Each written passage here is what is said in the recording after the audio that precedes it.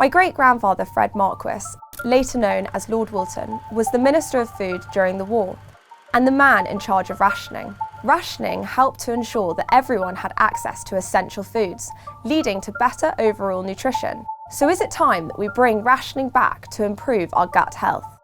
There is only one diet that's ever been imposed on the general public and which was proven to work very successfully, and that is rationing.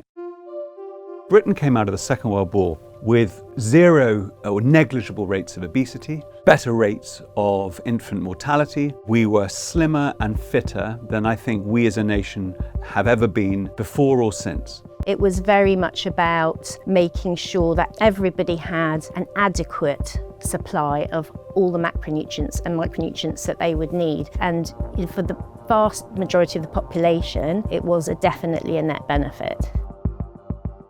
To understand more about the rationing diet, I went to see my aunt, Woolton's granddaughter. Alexandra will be cooking a Woolton pie. The pie is a pastry dish of vegetables widely served during the war when shortages of food made other dishes hard to prepare. Today we're going to make a Woolton pie. So I'm going to make the pastry, lard, flour, baking powder and potatoes. I do feel very inspired by the way my grandfather fed the nation during the Second World War. As a family, we always cook from scratch.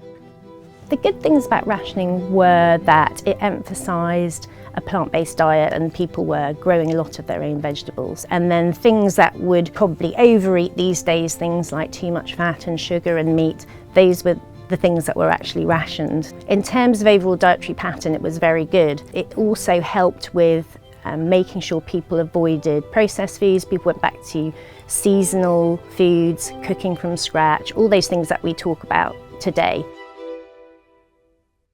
Rationing was introduced very early on in the Second World War. The PR and marketing of rationing was incredibly important because the government had to persuade people that if you didn't register, you wouldn't get a ration card, you would starve. So Lord Woolton, he saw himself as the person who would literally sort of open the doors, manage the tills, manage the supply into this grocery store. He had physically, an aptitude for the ration because he himself had colitis. He was able literally to manifest as a man who believed in the ethos of the ration and believed in the ethos of having simple, nutritious food, but he did that as a man who himself literally couldn't eat fatty foods. The majority of the people of this country are sensible and practical minded. The pastry is still resting in the fridge. We're going to start the filling for the pie, which is basically any root vegetables you can get hands on. So we've got some swede here, carrots, potatoes, we've got leeks, so basically anything you could grow in your garden. I love feeding people and I love reading cookbooks. I take them to bed with me every night. I love watching cooking programmes and I'm very interested in where food comes from. I think you could say the Woolton pie is actually a pretty healthy meal. And it was quite ingenious because it used mainly root vegetables, which have tons of fibre in them, which, as we know, plays multiple roles in your gut health. So it acts like a big chimney sweep that kind of goes through your system. And also what they would do is they would cook the vegetables and then use the water that the vegetables were cooked in to make the gravy. And so you were retaining all those nutrients. Yet the health of Britain has not suffered. Malnutrition and overeating have disappeared. No one is allowed to eat too much. I think if you look at the general nutritional standards at the beginning of the 20th century, in the early 1900s, you find that there were quite high instances of what you might call food poverty. And what the Second World War rationing did was, through its communal feeding centres, which were these sort of national British restaurants where you could go and eat, and through the issue of rationing, I think we really did see a massive improvement in the general nutritional well-being of this country.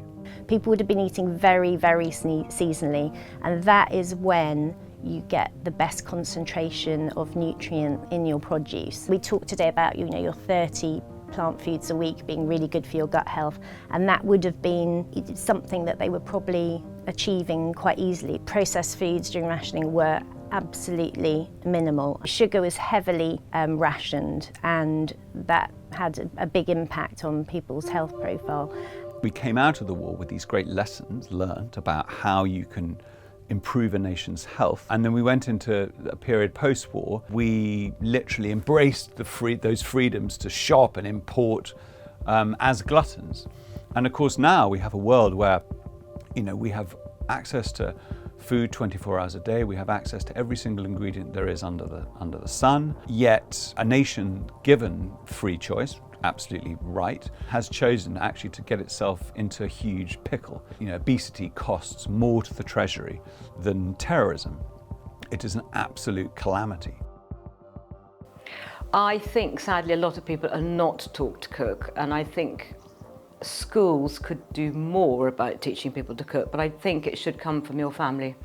There we go. Oh, look at that. And that is a Woolton pie.